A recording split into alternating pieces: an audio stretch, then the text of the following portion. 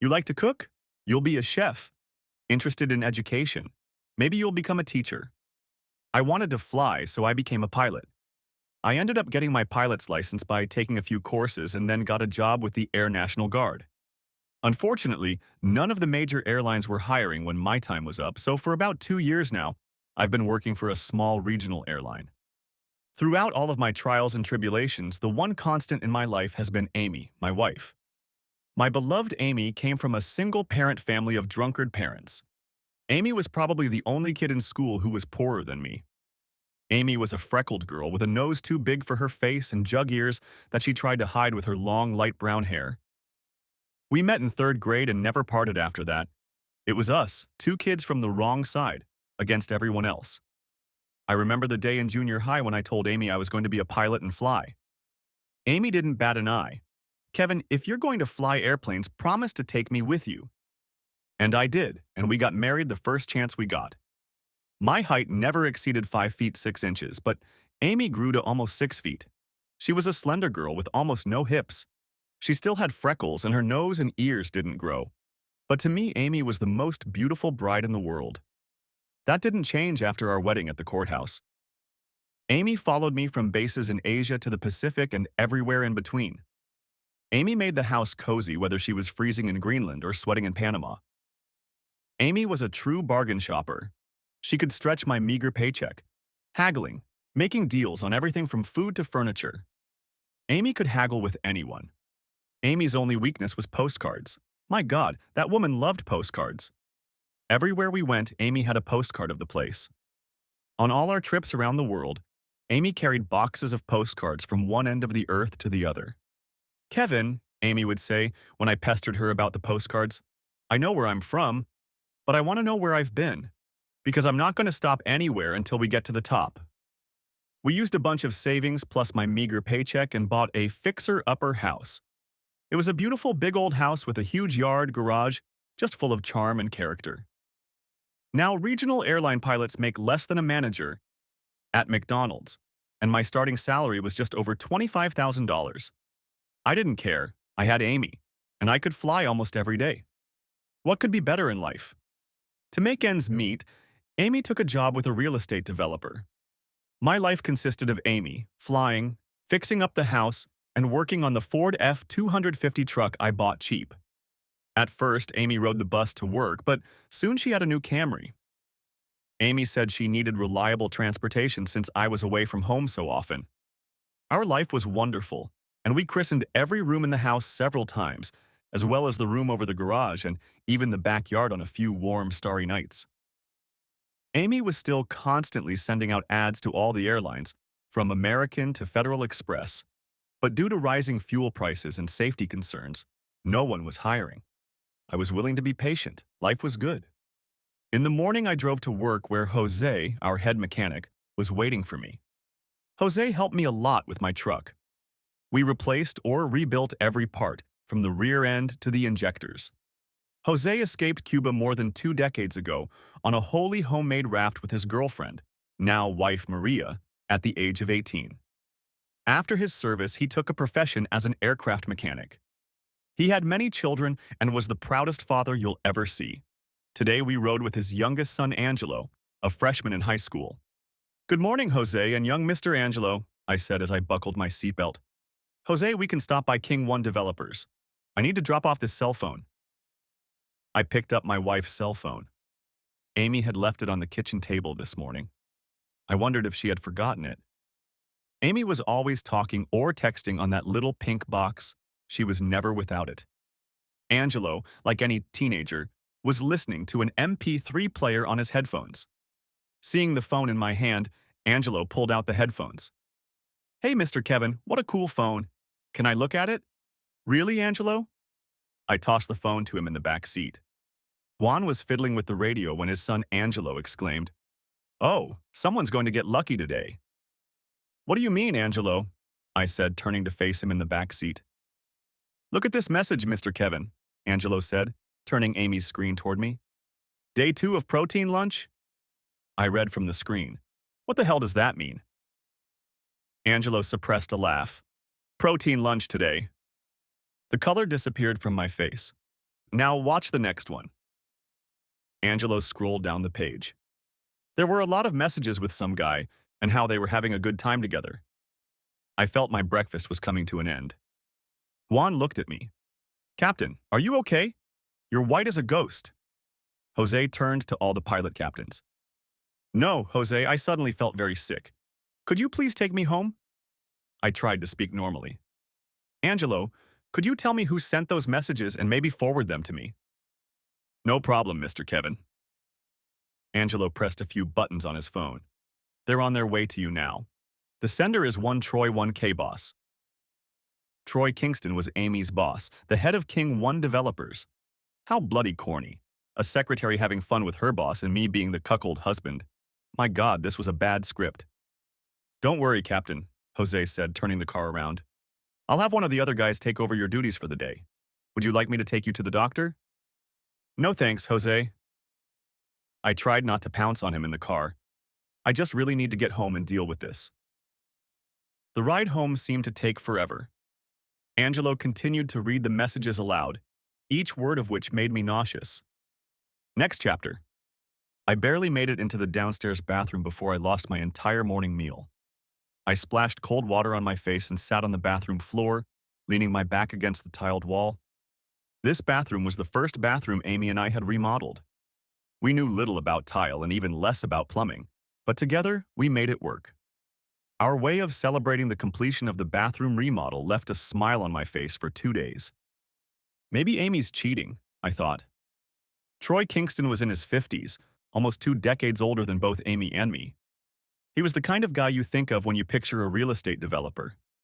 Twice married, 6 feet tall, trim build, permanent tan, dyed hair with partings to fill in the bald spots. Big murmuring voice, always a handshake or joke accompanied by a firm slap on the back. Maybe it was just a joke? I frantically hoped. It was all a crude joke by Amy and Troy. I knew Troy had 2 kinds of jokes, the ones he told in mixed company and the crude ones when only men were around. I felt better, my breathing returning to normal. I stopped by Amy's office under the pretense that I wanted to take her to her favorite diner and find out what the hell had happened. Picking myself up off the floor, I saw that it was almost 11:30 in the morning. How long have I been sitting here? Feeling like a fool, I jumped in my truck and headed to Amy's office. As I walked into the King 1 developer's office, I figured if this was a joke, Amy and I would laugh about it. I would have spewed a bunch of crap at Troy, her boss, but I knew he would laugh. I asked the receptionist to get Amy on the phone. The receptionist made a few calls and then said Amy was unavailable. I told the receptionist that I needed to return something to Amy. She gave me Amy's cell phone number. I already got it. I laughed, holding out Amy's cell phone. Just need to give it back to her. Oh, the receptionist replied. So she's not here. I think I saw her leave with Mr. Kingston. They usually have lunch at his house or at the club. Would you like to leave your phone with me? I tried to ignore my bad feeling. Don't worry, I'll find it later. Next chapter. I tried to control my breathing as I walked down the driveway to Troy Kingston's house. I'd been to this house once before for an office Christmas party. The house was a huge mansion. Made of plywood and stucco, in a good wind, it would just blow away. It had an Olympic swimming pool, a sunken 3-car garage under the bedroom, even a pseudo-fish pond in the backyard. Troy Kingston's big red Hummer H2, with the license plate, King 1, was parked outside the garage, meaning Troy, and Amy must be inside. The front door wasn't locked, so I stepped inside. There was a noise coming from the upstairs bedroom. Preparing for the worst, I climbed the stairs and headed for the master bedroom door. Putting my ear to the door, I heard the shower running. I pulled out Amy's cell phone and pressed the speed dial button. The muffled ringing of the phone echoed through the bedroom. I took a step back from the bedroom door. Troy Kingston, a voice answered. Hey, Troy, I said into the receiver of my wife's cell phone. Listen, Amy left her cell phone at home this morning. The office said she was with you. Can you tell me where you are so I can give her the phone? Better yet, let me talk to Amy. Greetings, Kevin, came Troy's voice in the earpiece.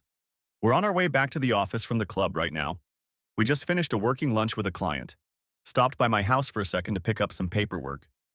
Amy's in the bathroom right now. Wait. I walked over to the bedroom door and opened it ajar. I saw Troy closing the mouthpiece and yelling into the bathroom. "Damn it, Amy, come out, your flyer is calling and asking for you." Amy stepped out of the shower. Wrapping a towel around her head, she sat down on the bed. The fact that Troy and Amy were comfortable being around each other like this spoke volumes about how well they knew each other. This wasn't a sudden fling. It had been going on for a long time. "Hi, Kevin," Amy said, taking the phone from Troy. He sat down next to her. Amy started flirting with Troy, jamming the phone between her ear and shoulder. "How are you doing?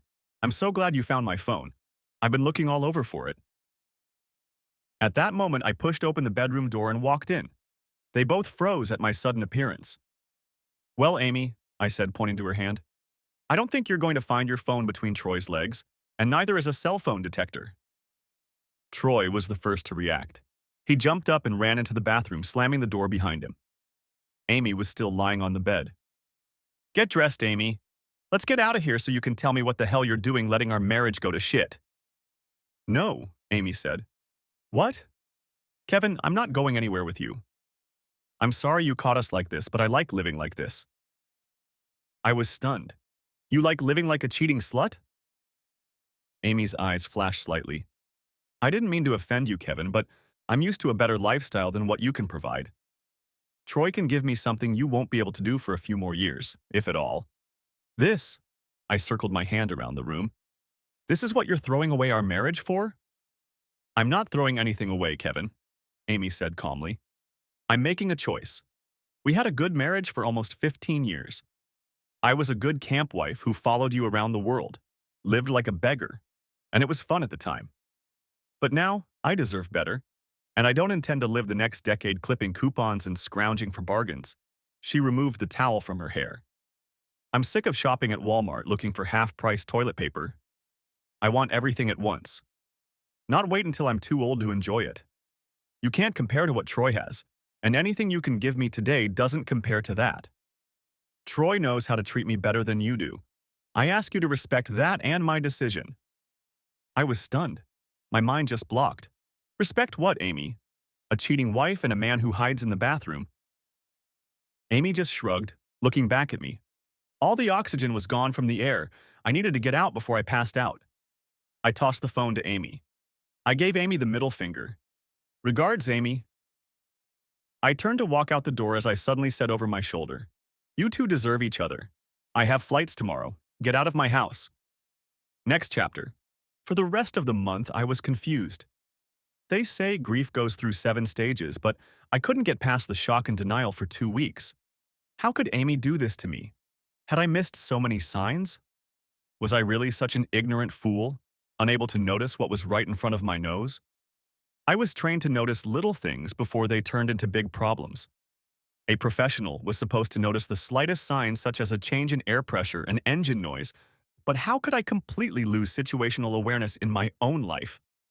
Every morning I would wake up and roll over, expecting to see Amy, and then the flashbacks of emotions would start again. After the 3rd week, the pain started. It was worse than any physical wound I had ever suffered. Amy ripped my heart out. Studies have shown that the brain's receptors register emotional pain as a real injury in the same way they react to physical pain. I could attest to that. I felt grief-stricken. Jose, the head mechanic, and his wife Maria were a godsend. They were the only ones I told my story to. Jose and Maria were stunned. Parting with their spouse was as much a mystery to them as thermonuclear physics. Jose had taken a bullet from Maria during their escape from Cuba. Maria nursed the wounded Jose on a raft for days, using up all the drinking water, until a Brothers to the Rescue plane found them. Once in America, both worked 2 and sometimes 3 jobs while raising 6 children. While Jose served, Maria started and still runs a cleaning business. The anger started at the end of the month when I got a call from the bank. I was overdrawn and my checks were bouncing. The meeting with the bank teller started the anger stage. All the accounts were nearly empty. Amy had cleaned them out. I tried to get a new line of credit but was denied. The employee sympathized with me but told me that Kingston did a lot of business with the bank and my account had been flagged. As I was running out of the bank, there was a man standing by my truck. He handed me the divorce papers. As I got in the cab, I researched the legalities and realized that I was really screwed. Amy claimed that the cost to repair my 8-year-old truck was equal to the cost of her new Camry. Amy emptied all the accounts, even cashing out all the stocks and bonds. In return, she offered me a house. The grossly inflated appraisal of the value of the house and her share with improvements made sense on paper, but not in the real world. I only had 10 business days to pay off the bank before it started foreclosure proceedings. Next chapter. There's not much you can do, Mr. Kevin. I sat at Juan's kitchen table with his oldest son. He was in his last year of law school. One of his family law professors was going over divorce papers and a settlement offer. Your ex-wife Amy can use the boyfriend's lawyers to score on you. You may win a battle or two, but you will lose the war. I thanked my son Juan for his help, and then tried to figure out what I needed to do. I needed money, and fast. I hated to do it, but my favorite truck had to go. Juan had a friend who needed a good truck for his landscaping business, so this sale brought in $7,000. It allowed me to take a little vacation, get out of detention, and pay my upcoming taxes and insurance bills. Jose's wife, Maria, still did the house cleaning and now also did office work. Every day for the next year, if I wasn't flying, I worked with Maria's cleaning crews. If I needed to go somewhere, I bicycled. My frugality would make Scrooge blush. The only real food was the home-cooked meals that Juan and his wife Maria forced on me. Maria was constantly trying to set me up with some pretty Latina, but I couldn't even afford a can of soda, let alone a date. By the beginning of sophomore year, the divorce was behind me. I was able to get ahead and even took a day off every once in a while to get back to homework. One day, I found boxes of Amy's postcards. My first thought was to burn the damn postcards in the fireplace to help heat the house. I couldn't afford to pay any more court bills, so I got on my bike and rode to the local library. For someone with limited resources, the public library was a real treasure. I used one of their computers to send Amy an email about the postcards. A reply from Amy came within the hour. The postcards are where I've been, not where I'm going. Do what you want with them. I printed out my letter and Amy's reply in case I needed them, and headed home. In the evening, I built a big fire in my old stone hearth. I even splurged on buying some marshmallows to roast. Watching the cards smoke, I was able to fall asleep peacefully for the first time, and even woke up without thinking about Amy. Next chapter. It had been over 2 years since I'd last seen Amy in the bedroom.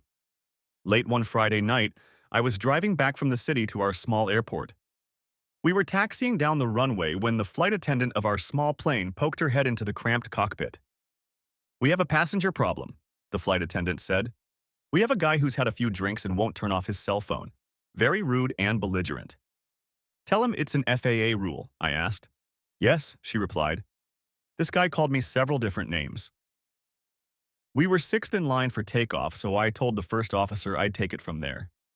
Usually, the sight of a uniform and a few stern words quieted the rowdy passengers.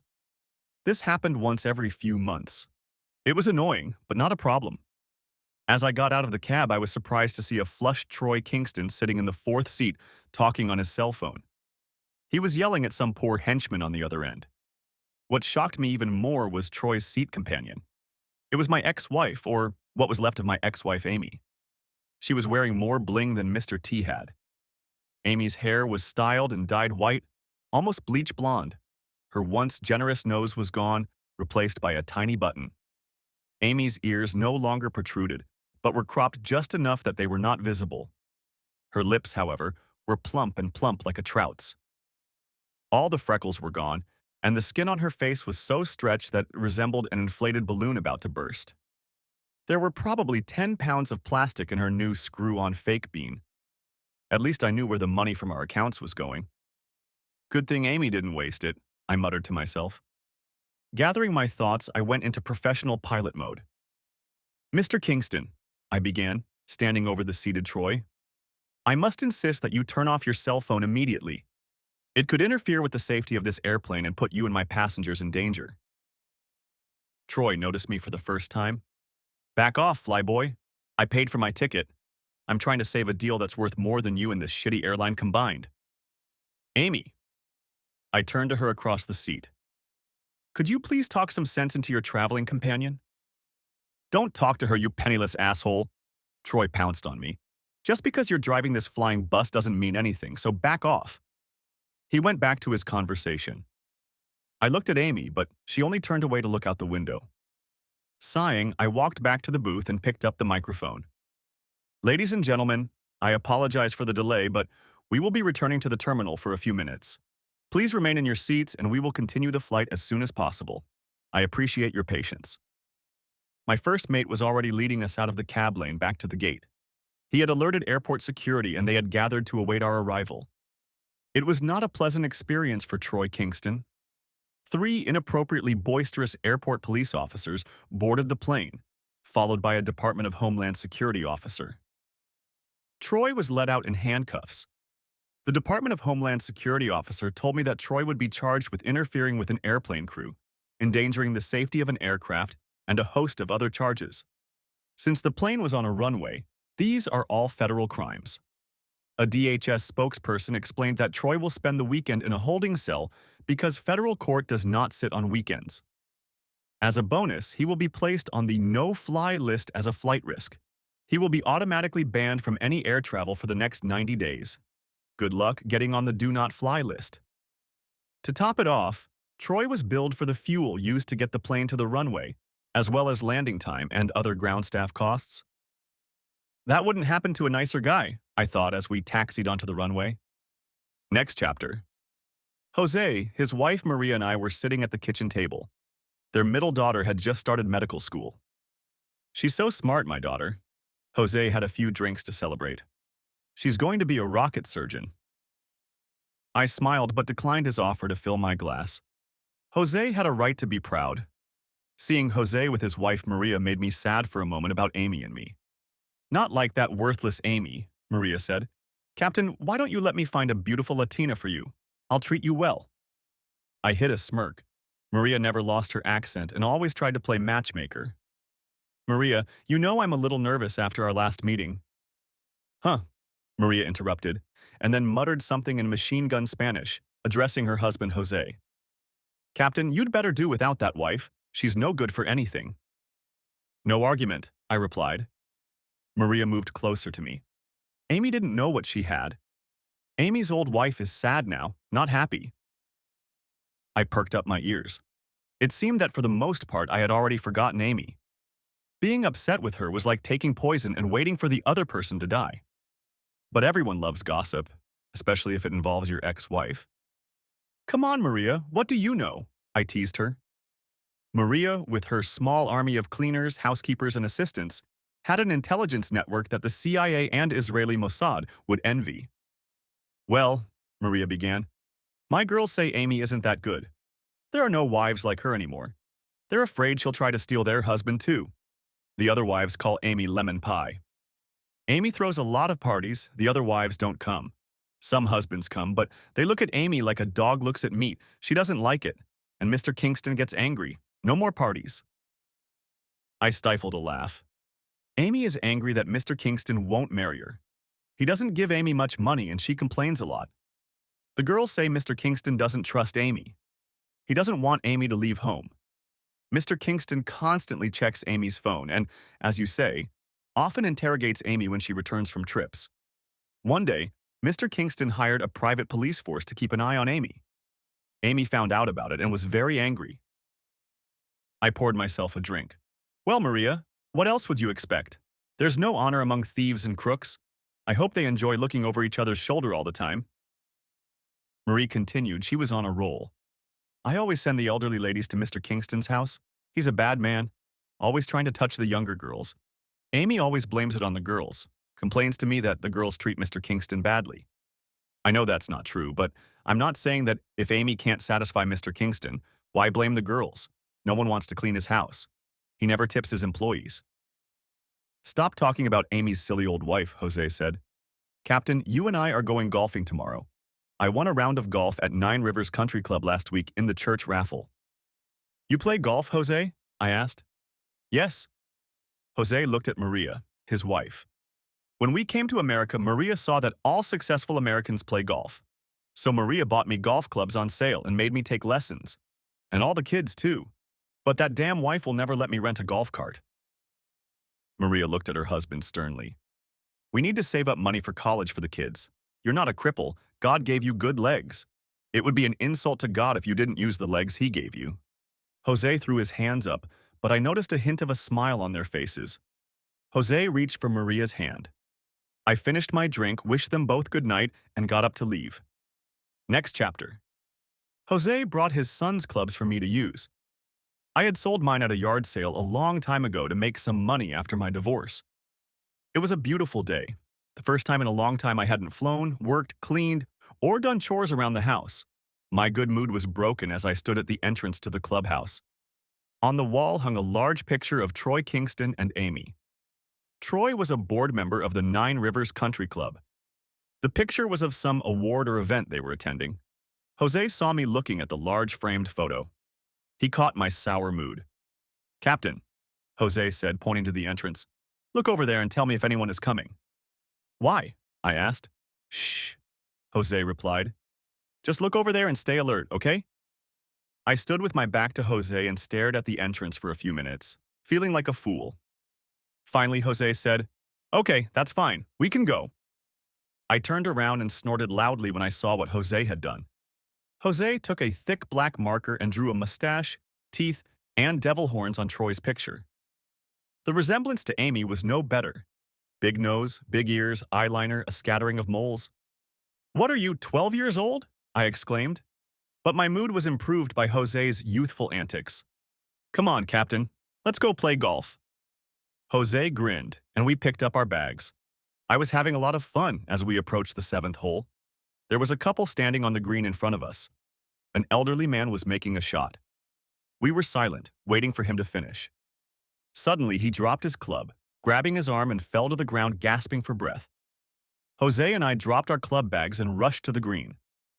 A silver-haired woman about the same age was shaking the fallen man, trying to dial a cell phone number. When Jose and I approached the man, he was no longer breathing. "Jose, start CPR." I leaned over the man and started CPR on his chest. "Call 911. I yelled to the silver-haired woman standing next to us. "I don't have a connection," she shouted in panic. Jose pulled out his cell phone. "Damn, Captain, I don't have a connection either." I looked at my phone. It had the no connection symbol on it. "Lady, you're going to have to call for help," I shouted to the woman. "I can't leave my husband." She shouted, "Leave now to call an ambulance and help him survive, or stay and watch him die." I spat after her. She turned and ran toward the club, the visor falling from her silver hair. Jose and I continued to take turns, but after 10 minutes we felt tired. I realized we weren't going to last much longer. I was doing mouth-to-mouth when an electric golf machine almost ran over my foot. I didn't hear the damn thing stop. It was the girl driving the beverage cart. She jumped out of the cart, turned around, and dropped the trays of drinks and cans on the ground. She opened the back lid of the cart and pulled out a small, hard plastic case. Kneeling down beside me, she opened the case and pulled out a portable defibrillator, the kind you see in malls and airports. "Stand back," she said, pushing me aside and ripping open the guy's shirt. "You!" She pointed at Jose. "Take the golf cart and go get help." Jose jumped into the cart and rushed as fast as the little electric motor would allow. I leaned back in my seat while the girl from the beverage cart attached sensors from the kit to the guy's chest. A computer voice from the kit was issuing memorized instructions. I saw the girl press a large orange button labeled "Shock." The chest of the guy lying on the ground bounced once, then once more. His eyes opened. The girl felt his pulse, then turned to me. "He's breathing, but we have to give him real medical attention or he'll die." She turned to the man lying on the ground again. I wiped my sweaty forehead with my hand and looked at the girl from the drink cart. She was a young, slender Hispanic woman of about 25 with long black hair tied back in a ponytail. Her name tag read, "Nine Rivers Country Club Lords." I started to say something when suddenly there was the roar of a diesel engine. A Ford F-250 pickup truck pulled out from the edge of the field onto the green lawn and stopped next to us. The truck was loaded with gardening tools. A magnetic Raoul and Sons landscaping sign hung on the door. Jose jumped out of the driver's side. "Recognize your old truck, Captain? That damned kid's battery died on the golf cart. I saw that monster and figured we had a better chance of taking the kid straight to the hospital." I pointed to the kid lying on the ground. Jose, bandage his legs and I'll take care of his chest. I turned to the girl from the drink cart. Lords, I'm Kevin and this is Jose. Let's get this guy out of here. We climbed into the cab, Lords and the guy in front. I moved into the driver's seat and Jose squeezed into the third seat behind the cab. I made sure everyone was buckled in and started the engine. The Power Stroke diesel roared loudly. Hold on, it's about to get rough. I put the truck in gear and drove it straight down the fairway. Lords pointed to the path. Take that path over there. It's the fastest way to get to the main gate. We'll go a little off the beaten path, I told Lords. I'd flown over the area 1,000 times. The pilot's keen eye was telling me which terrain would get us to the hospital the fastest. The shortest distance between 2 points is a straight line, and that was the route I was going to take. It would save us 7 to 10 minutes, minutes I knew we didn't have to waste. The Ford's tires whipped the sod as we flew down the fairway. Honking my horn, I rushed down the back nine and sped through part of the sand trap. Lords was talking to some guy and Jose was fighting for his life in the tight space. We pulled up to the outer edge of the field and its high chain-link fence. Lords gestured to the south. There's an old gate about a mile from here. We don't need no stinking gate, I growled in my best movie accent. Grab onto something. I kept my foot on the gas pedal as we scrambled through the fence. Ford Power Stroke versus Chinese metal fence. No contest. Score 1 in favor of the American diesel.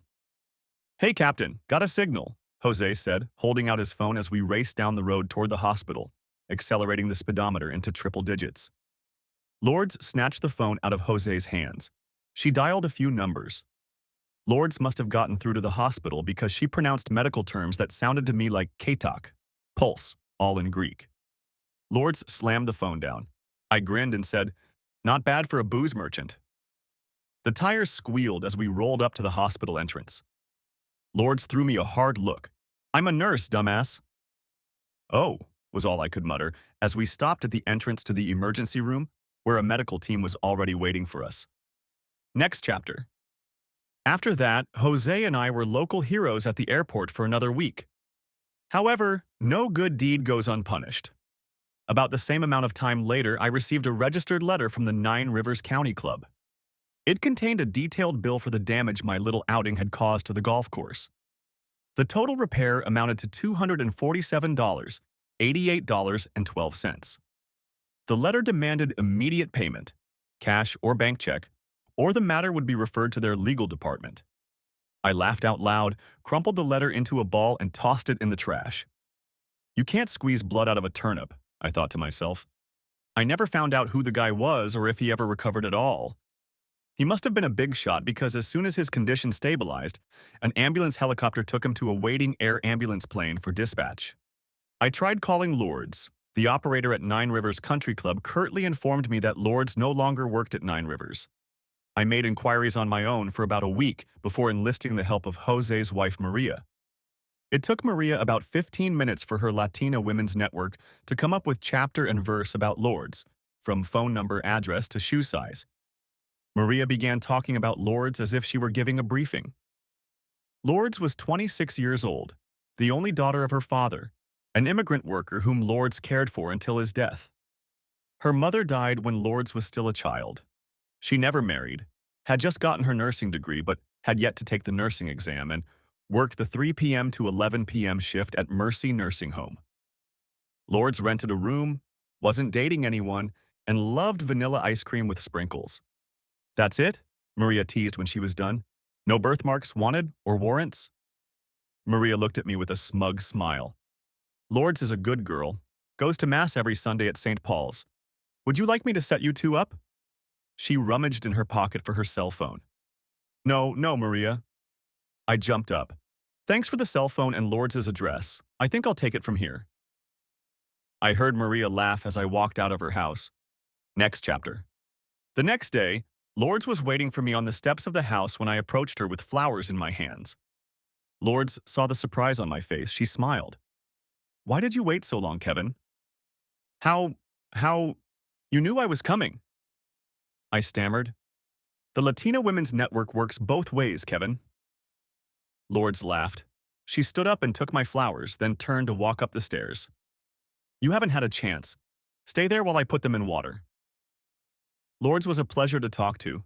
She told me how she'd combined school, nursing homework, school, and until recently a job as a beverage delivery girl at the Nine River Country Club. Kevin, Lourdes began, I had and still have a lot of loan and tuition debt. My job at the nursing home covers the rent and daily living expenses. I made good money at this job by serving drinks. It helped me pay off my debts and spend money on nursing courses and the nursing exam and testing fees. Lourdes, what happened to the drink dispensing job at Nine Rivers? I asked. Lourdes wrinkled her nose before answering. After our little monster truck ride, the Nine Rivers Board of Directors fired me. Claimed I left the country club grounds without working the allotted time. I know it was that board member, that asshole Troy Kingston. He's been trying to get me to sleep with him ever since I started working there. Now that Kingston guy entertains the secretary every Wednesday during lunch break. Lourdes shuddered as if from the cold. I shudder at the thought of that vile Slytherin touching me. What a snake. I wasn't surprised that Lourdes knew my situation and marital status. The network of Latina women spawned a lot of gossip. Most of them, I found out, were exaggerated and erroneous. You know, Kevin, Lourdes said, most gossip says your wife left you to switch. A minority say she left because you were gay. I suppressed a laugh. Where did being gay come from? Well, Lourdes looked a little embarrassed as she spoke. Some of the girls on the cleaning crew showed more than a passing interest in helping you through your grief. The hems of your skirts got higher and the necklines of your blouses got deeper. You didn't notice or react in any way, so they assumed you must be gay. Now I laughed. Oh, you must be talking about Anita and Orlando. There's no way I haven't noticed those two Latina girls and their attempts to cheer me up. I slammed myself on my knee. Lourdes, you can thank those two ladies for their efforts, but I have a very firm policy of, how can I put this simply? I don't eat where I shit. Lourdes chuckled. Good, I'm glad that didn't go unnoticed. Judging by your tone, your ex-wife didn't have such a policy about eating at work? Lourdes, to be blunt, my ex-wife Amy can eat shit. Next chapter. I wanted to see more of Lourdes. Kevin, I'm not a prude, but I'm not easy on the eyes either, Lourdes said. Can we meet tomorrow? Lourdes, I'm working on the house tomorrow. I'm having trouble hinging the door. I replied. Maybe you made the mortise holes too shallow. How did you adjust the reveal? Lourdes asked. Opening mortise holes for who? I was puzzled. Lourdes only rolled her eyes. Good God, Kevin, give me your address. I'll see you early tomorrow morning. Lourdes had grown up surrounded by her father, a day laborer and handyman.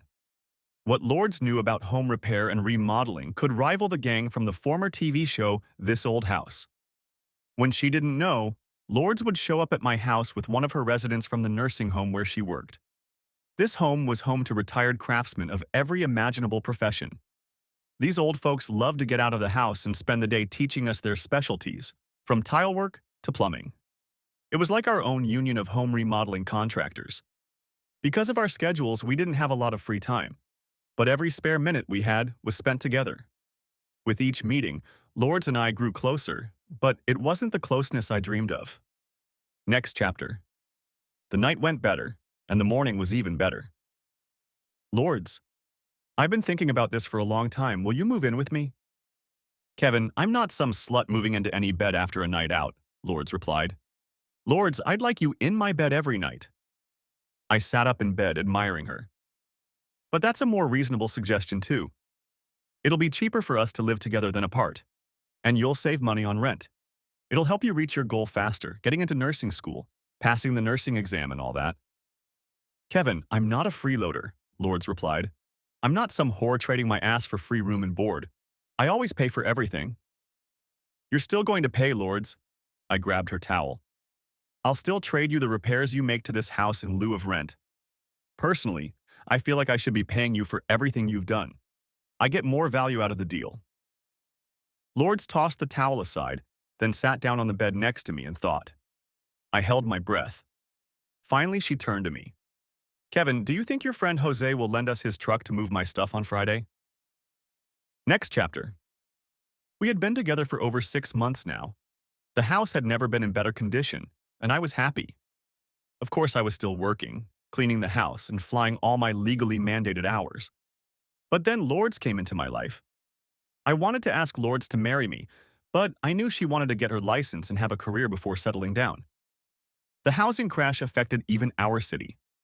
It affected King 1 developers the most. The company collapsed and burned within a week. The whole operation was like a house of cards. The bank withdrew several loans, and King 1 developers collapsed. Federal regulators started looking at the company. Troy was not playing by the rules, mixing funds and mortgaging himself to the hilt. Even real estate he didn't really own. He didn't even have enough money to file for bankruptcy. However, Troy Kingston took it like the man he was. Late one night, dressed in his best suit, he got into a shiny H2 Hummer with a bottle of JW, started the engine, closed the garage door, and sucked in the exhaust. I felt sorry for the people and the financial mess that coward Troy had left behind, but not him. Oddly enough, thoughts of how this would affect my ex-wife Amy didn't even cross my mind. She was in the past, and I was looking forward to Lourdes and the future. A few weeks later, I was walking home from the bus stop when I saw a lone figure sitting on my porch steps. It was dusk, but even in the pitch darkness, I realized who it was. "Hi, Amy," I said, standing over her. "Hi, Kevin," Amy replied. She looked at me but made no move to get up. "Amy, I'd like to say it's good to see you, but we both know that would be a lie. If you'll excuse me, I just finished a long day. I want to get to my house. Let me through, please." Amy didn't move from her seat. "Why are you walking? Kevin, where's your truck?" "Amy, you're sitting on it." Amy looked around confused, then said, "Oh, you mean you sold it for a house? I get it now. Why, Kevin? You loved that truck." "I loved a lot of things back then, Amy. When you're forced to, you learn to do without a lot. That truck never let me down, unlike other things back then. The difference is that I miss that truck to this day." "How about me, Kevin? Do you ever miss me, Kevin? You know us?" Amy said softly. I couldn't help myself. "Of course, Amy. I miss you with every bullet." Amy sighed, but I continued. "Besides, Amy, how can I miss you? It's not like you're gone yet." "Kevin, please, can we talk? I just got out of the hospital 2 weeks ago." "Amy, I'm sorry to hear you've been ill, and I wish you a speedy recovery. However, I don't see how your health could possibly concern me. You have made it clear that you are not satisfied with the level of service I have been able to provide. A few years ago, you chose Troy, his care, and all his toys over me. Us. Yes, Kevin, but I almost died. When Troy did the procedure in the garage that night with the smoking exhaust pipes of the Hummer. I was asleep in the upstairs bedroom. The carbon monoxide leaking from his H2 almost killed me." "Geez, Amy, looks like those Hummer H2s are really bad for the environment. In retrospect, I can tell you should have talked Troy into driving a hybrid." "That's not funny, Kevin." I rubbed my chin with my hand. "I'm sorry, Amy, but I'm tired. Maybe we'll just go our separate ways. It wouldn't be good for either of us." "Kevin," Amy pleaded, "please, let's go inside for a few minutes. I need to talk to you." I sighed and pointed to the door, walking up the porch steps. Amy started to stand up. I had forgotten how tall she was. I looked at Amy's face. She was trying to smile, but something wasn't right. It wasn't just her new nose and big lips. Something was odd. But in the dim evening light, I couldn't make out what it was. In her right hand, Amy held a cane, which she leaned heavily on. The medium-sized gym bag she was sitting on was crumpled. I silently picked up Amy's gym bag as she climbed the steps to the front door with great difficulty. I walked past Amy and unlocked the door, opening it for her. This is going to be one hell of a conversation, I thought. Next chapter. Amy and I were sitting at the dining room table. In the light, I saw that Amy's face had changed. One side of her face had turned into a frozen mask. One eyelid half closed. The corner of her mouth curved downward. It was more noticeable because of the size of Amy's lips. A small amount of saliva had formed on them, which Amy was constantly wiping away with a handkerchief. "It was a stroke, Kevin," Amy began. "The result of carbon monoxide poisoning. I was lucky the maid came early or I would have died. One side of my body is very weak and I have trouble with short-term memory. It gets worse when I'm tired." "Amy, I'm sorry to hear that. How are you now?" I asked. "Kevin, that's why I'm here. I need the money." I spit out a mouthful of coffee onto the dining room table. It took a few coughs before I stopped choking. I got up from the table to grab a rag from the kitchen. When I came back, I wiped everything down. Amy, you're not kidding. I'm truly sorry for your condition, but I'm living on the edge myself. I didn't need to add because of you. Amy lowered her gaze to the table and didn't meet my gaze. Besides, I continued, you must have some assets after, time with Troy. Last time I saw you, you had more bling than a rap star. Kevin, it's all gone. Amy wiped the corner of her mouth. Troy pawned it all in the days leading up to the collapse, trying to keep the creditors at bay. What was left was grabbed by bankruptcy attorneys. After Troy's suicide, the police turned the house into a crime scene. Last week, I was finally able to get inside and get that pile of clothes. Amy pointed to the gym bag at her feet. I slept at the women's shelter at night and ate in the church kitchen. What about social services? Disability? I asked. I filled out a bunch of forms. Most of them are processed within 90 days. The official has already told me that my injuries don't qualify, which means I won't be able to work or receive benefits, Amy explained. Amy, surely you have friends in Troy's entourage who can help you. Not anymore? Not even then. Amy grinned unhappily. Those bitches have made it clear they don't want me around. They're afraid of what I might do to their husbands for money. I can't blame them. I wasn't getting any male attention at the time. No one wants to help a would-be gold digger. It's like buying a rope to hang yourself with. Who's gonna trust a cheating woman next to her boyfriend? I also managed to piss off all of our mutual friends. After the divorce, they all took your side. I burned a lot of bridges. Okay, Amy, sell your Camry. It's only a few years old. When we bought it, it was a top-of-the-line model with all the features we needed.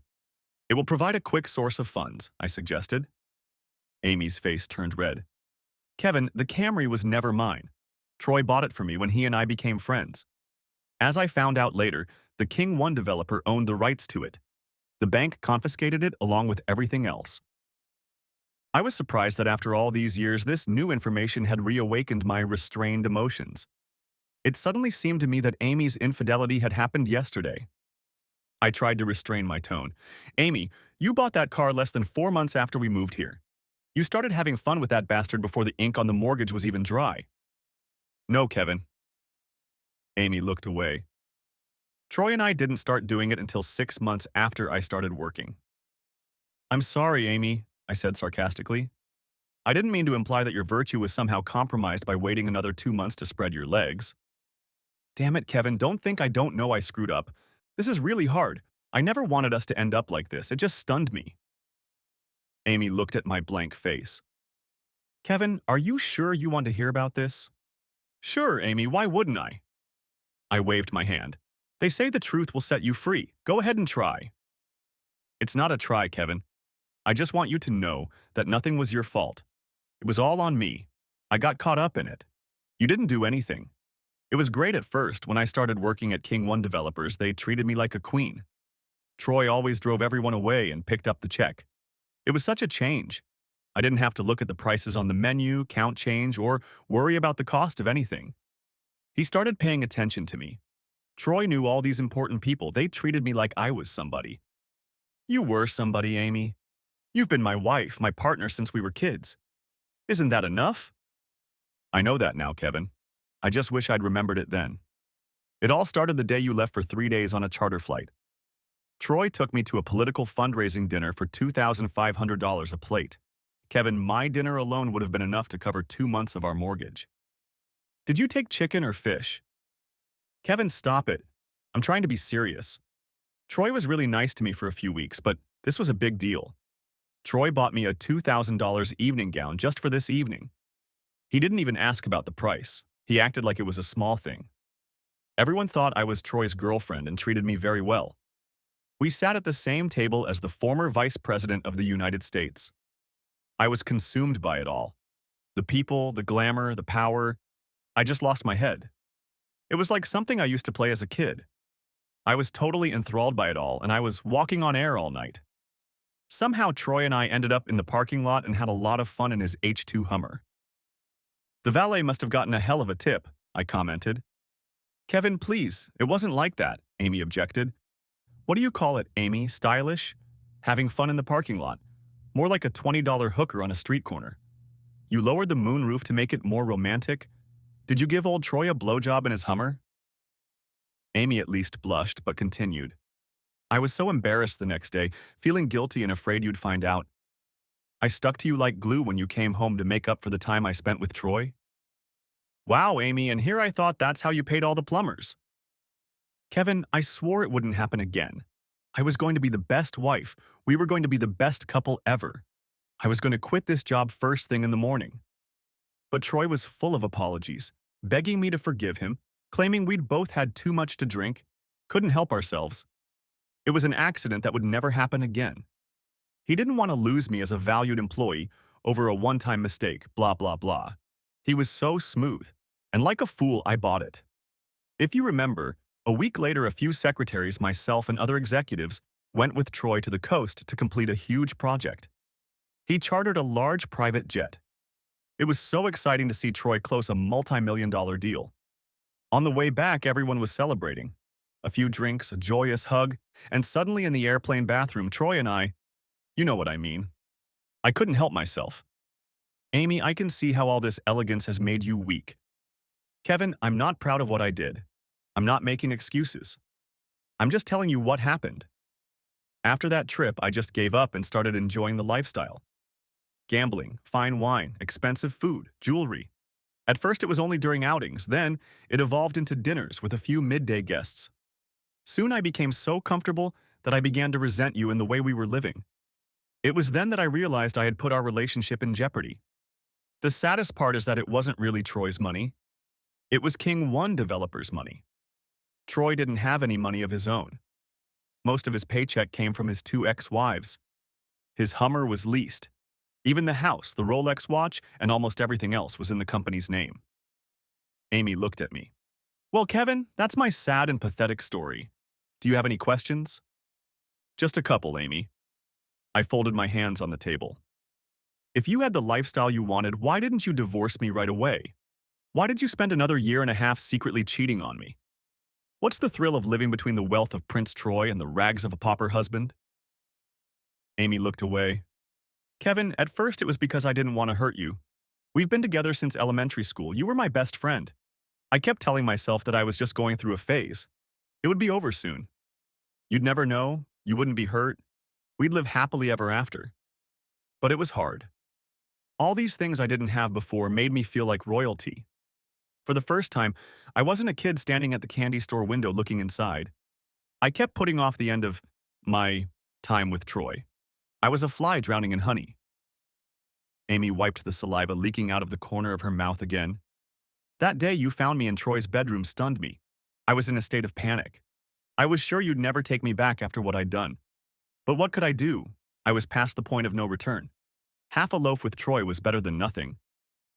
Amy, how about we choose the truth? I said sarcastically. We could make up if you came to me after the first time. Kevin, I know this is going to be hard for you to believe, but I was going to end it in 2 days.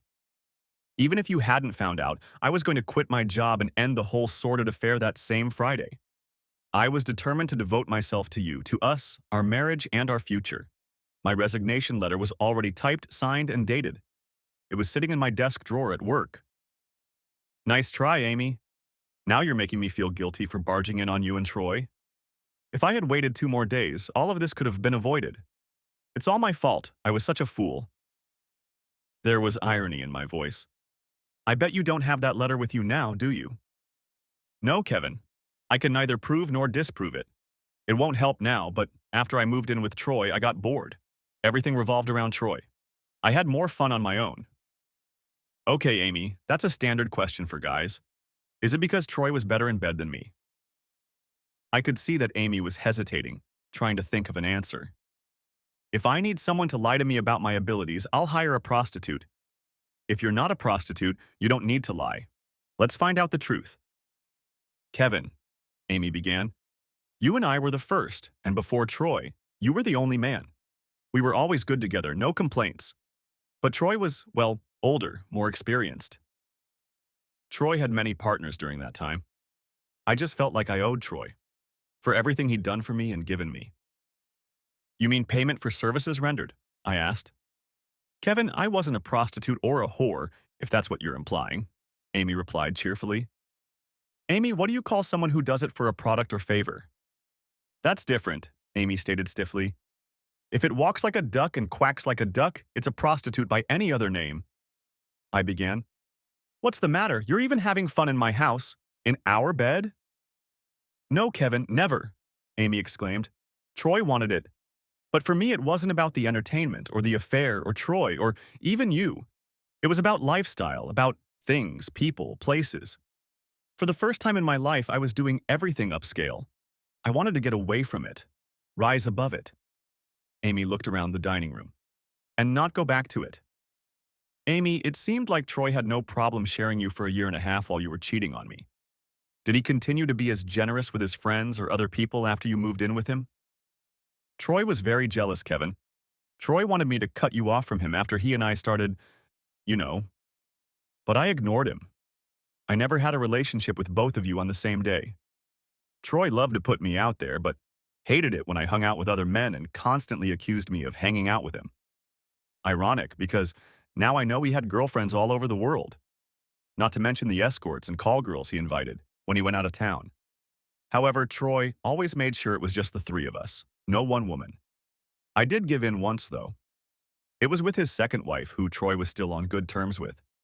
I didn't really get into it. She was a trophy wife straight out of a Hollywood movie with central casting, just a dense blonde with bleach in her head. What exactly was the difference between you and her? I asked. Touch? Amy wrinkled her nose. As sad as it sounds, at the time I thought the blonde had it all. The money, the looks, the airplane seat up front, the lifestyle I wanted. I laughed at such empty-headed fools, and then I became one of them. I started turning into a plastic Barbie. Was it me who paid for all of Barbie's makeup? Or did Troy invest in the silicone? Amy wrinkled her nose again. Kevin, it wasn't your money. Troy hid the cost of the surgery in the budget of some project of his. I'm afraid the auditors will want their money back. You've always been good at bargaining, Amy. You can use some of the bedroom tricks Troy taught you to close the deal. Kevin, I can't live like this. I just want to die. Amy, if you want to leave this life the Troy way, there's nothing I can do to help you. I have a garage, but I don't have a car right now, sorry. I really shouldn't have kept making cheap jokes about Amy. It was like punching a rabbit. But I couldn't help it. The deep anger continued to bubble up. I thought I was over Amy, but was I? They say that love and hate are two sides of the same coin. I couldn't figure out what I was feeling. Disgust at the physical creature Amy had turned herself into, or anger at what she had done to me, to us, to our relationship. Kevin, Amy began, I know a lot has happened, but before this mess, we were always there for each other. I really need you now. We've been together most of our lives. We've both grown and changed. Can't we try to keep what we had? I stood up. Amy, I'd rather chew tinfoil and shave my head with a cheese grater. I finished my cooled coffee. I don't know who you are anymore, and I just don't trust you. How can I be sure you haven't hidden a bunch of money and jewelry? Maybe you're just waiting for the dust to settle so you can laugh at ignorant fool Kevin again. And then leave me with nothing.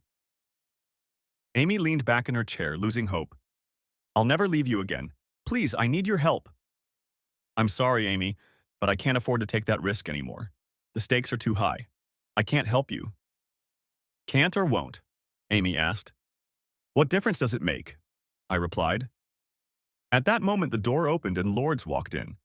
She was dressed in flowered napkins and was returning from her afternoon shift from 3 to 11 at the nursing home. I couldn't believe Amy and I had talked for so long. It was almost midnight. Oh, hi, Lourdes Atabua said, looking around at her surroundings and then walked over to Amy, leaned over slightly and extended her right hand. I'm Lourdes, and you are? Making an effort on herself, Amy reached out and took Lourdes's hand.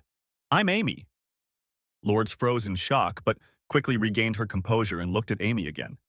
She considered Amy, her cane, her limp arm, and her facial features. Bella has paralysis, Lourdes asked, pointing to Amy's face. I beg your pardon? Amy replied. Bella's paralysis, Lourdes stated professionally, looking at Amy's face, damages the nerve that controls the facial muscles, resulting in paralysis. Very common with herpes. I don't have herpes, Amy said defensively, bringing her hand up to her face. Then she softened. But I can see how you might think that after what I did to Kevin. Amy sighed. I had a stroke. Amy continued to tell Lords the whole story. After Amy finished her story, Lords asked if she could talk to me in the kitchen. Kevin, Lords began, we can't just throw Amy out on the street. Okay, I said. Let me call one of Jose's sons. They can drop Amy off at the shelter. Lords grabbed my hand so tightly I felt her nails digging into my skin. Kevin, you can't be serious. You can't leave a woman in that condition in one of these places. They'll eat her alive. What do you want me to do, Lords? How about inviting Amy into our bed, the three of us? You heard me. It wouldn't be the first time Amy's been with another babe. Or maybe that's what you're doing right now? I raised an eyebrow and threw Lords a mocking glance. Lords loosened her grip and waved me away. You men are all the same. Put your fantasies aside. More like my nightmare, I replied. Losing you to Amy would suck me out of the tailpipe. Whatever. Lords rolled her eyes. Amy can sleep on the couch tonight. We'll decide the rest in the morning. Who is this, Lords? Some Latin version of the Italian mafia godfather's precept of keep your friends close and your enemies even closer? I saw the way you jerked Amy around with your remark about Belle's herpes and paralysis. Lords lowered her eyes. Yeah, I had to do that. It was bitchy of me to kick a man when he's down. Lords sighed. And then I remembered. WWJD, it's just one night. You better count the silverware when you wake up, I objected. Kevin, we don't have silverware worth counting, Lords replied. Lords, does it bother you that my ex-wife, given her reputation, would sleep in this house? I asked. Lords looked at me seriously for a moment. I know you, and, more importantly, I trust you. Besides, if you leave me for plastics and trout, you were never mine anyway. Lords, that will never happen. That's why you'll stay with me. I kissed her. Next chapter. The next morning, I was in the kitchen at 6 a.m., dressed in my maintenance jumpsuit. I wasn't flying today, but I was supposed to be cleaning 3 houses for Jose Maria's wife's company. Good morning, Kevin. It was Amy, standing at the entrance to the kitchen with a blanket wrapped around her. Her hair was asleep on the couch. I only hummed, turning away to attend to my cup of coffee. Kevin, do you still have our boxes of cards? Amy asked and yawned. Those were your cards, Amy. And no, I don't have any more of your postcards. Where are they? Amy asked insistently. I burned them, Amy. In fact, I roasted marshmallows on them, something like the flames of our past. Oh, Amy said with an unhappy look. I sat down and stirred my coffee. For a few minutes, we were both silent. Kevin, I just want to thank you for letting me stay the night, Amy said. Don't thank me, Amy. I wasn't thrilled with the idea.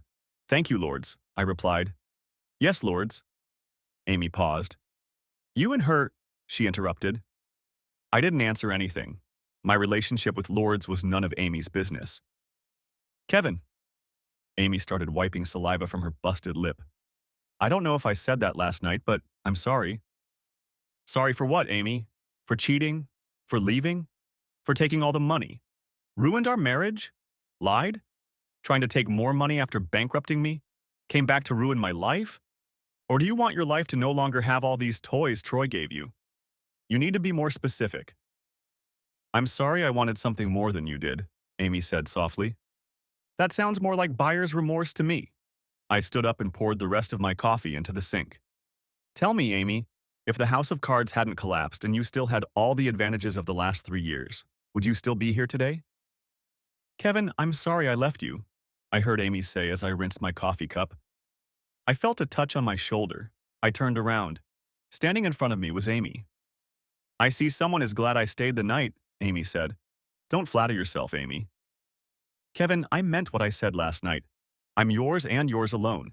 You can do whatever you want with me, anytime, anywhere, any place. Amy held out her hand. I've read that text once before, Amy. I'll pass. I walked out the door. Next chapter? I realized that my first serious fight with Lords was going to be over Amy. I just wanted Amy out of my life. It was someone else's problem. Both Lords and Maria pounced on me. Jose, Maria's husband, prudently made sure he was out of sight. I wish I could have done the same. All the talk of Christian charity, forgiveness, and turning the other cheek was fine in theory, but in practice it all sucked. However, 2 Catholic Latina women who believe God is on their side are a force of nature. Both were adamant that it is our duty to help those in need if possible. Bread thrown on water and all that. They tried to explain that forgiveness doesn't mean I have to forget what Amy did to me. These two argued that saints throughout the ages have forgiven sinners who have done wrong to them. Even Jesus forgave Judas, who committed the ultimate betrayal. I said that I was no saint and that any resemblance between me and Jesus was cosmetic at best. Amy and Mary were not discouraged, claiming that I had once loved Amy enough to marry her. Amy's devotion to me in the recent past, against all odds, entitled her to help me now. Good God, I'd rather be fiddling with a couple of rabid badgers than Lourdes and Maria. Lourdes explained and laughed at Amy's recent attempt to seduce her as the result of stress, post-traumatic stress disorder due to the sudden turn of events, an attempt to reconnect with a safe and secure past. Lourdes is better than me. I couldn't swallow such nonsense. Maria found Amy a job cleaning houses. The farthest place I could take Amy was the mother-in-law's apartment above my garage that Lourdes had arranged for Amy to live in. Amy paid a paltry rent, which helped us a lot. Lourdes and Amy would sometimes sit on our porch and talk. I tried to avoid Amy at all costs. Who wants to remember a train wreck? Lourdes said Amy only worked and went to church, never leaving the apartment in the garage. I had one warm place I wanted to send Amy, but I kept it to myself, mouthing it under my breath a few times. Truth be told, I have to admit that Amy didn't hit on me or propose to me again. After a few months, things finally settled down. I was climbing the stairs to the porch, returning from a flight. Lourdes was standing on the porch talking to an older woman with silver hair who seemed vaguely familiar. I held out my hand to introduce myself when the silver-haired woman hugged me tightly. "Kevin, you remember Mrs. Talon," Lourdes said, "from the golf course." And then it hit me. It was the wife of the heart attack victim from that day on the golf course. Now I had a name and a face. I let her go get help that day while Jose and I performed CPR on her husband. "Let's go! Let's go!" exclaimed the silver-haired Mrs. Talon, dragging me into the house. "He's been waiting for you all day and is as irritated as an old bear." "Who's waiting for me?" I asked, entering the dining room. The man we'd rescued from the golf course was sitting at my dining room table. The table was piled with official papers. The man was silver-haired, like his wife. He was of medium build and height, and he smelled of authority. A cane lay on the chair. "Damn boy, come here," roared the silver-haired man. "I'm Boone Talon, and I've been waiting to meet you for a very long time." The silver-haired Boone Talon raised his cane and tapped it on the chair beside him. "Sit your lucky ass down right here." Boone Talon was a man used to having others do his bidding. I sat down next to him. Boone slapped me on the back so hard I almost fell off the chair. "Damn boy, mind if I call you Kevin?" Boone Talon said, not waiting for an answer. "I owe you my life. Boone Talon always pays his debts." He picked up a piece of paper from the table and tossed it into my lap. "Look, Kevin, this is a personal services contract. I own a Learjet 60, and you will become one of my personal pilots once you get your license for it. The contract is for 15 years with annual raises and bonuses. You can renew it every year. It doesn't matter if I live or die. The only way to screw this up is to crash the damn airplane. If you do that, you're dead, so you don't get paid anyway. Doc says I can't pilot anymore, but I have to be in position. Lear stays here. I'm paging you. Got it?" I looked at the paycheck and my eyes popped out. It was stupid money, money won in the lottery. "Mr. Talon," I began. "That's very generous, but it's Kevin." The silver-haired Boone Talon interrupted me. "Are you telling me my life isn't worth a few measly bucks? The damn insurance company should pay you that much in gratitude for saving my sorry ass that day on the golf course. By saving my life, they made those bastards at the insurance company not pay my policy." I was at a loss, but the energetic silver-haired Boone Talon wasn't confused. "Next, Kevin, here's this stack of papers. These are the deeds to this house showing that it's fully paid for. Consider it a signing bonus. I can't have my pilots worrying about some damn mortgage when they're flying my ass. I want them completely focused in the cockpit. The new F-250 Power Stroke pickup is still listed for you and you can get it at the dealer tomorrow. When I call, I don't want you waiting at some damn bus stop. Got it?" Boone Talon's gray hair ruffled slightly as he tapped his cane on the table before continuing. "That shit with those cowards at the Nine Rivers Country Club. Tried to charge you $250,000 for messing up the weed by taking me to the hospital? Forget it. I got more lawyers in the phone book than the whole city. I put my New York profiteers on those fools at Nine River. The greedy assholes at Nine Rivers were trying to make a profit and collect insurance money from you for the damage. The assholes at Nine Rivers Place should send you a letter of apology this week, along with a paid-up full membership. And now you, young lady. Silver-haired Boone Talon pointed his cane at Lords. We need to get you a nursing license. I have 2 instructors from the Kaplan Testing Center who live in a hotel downtown.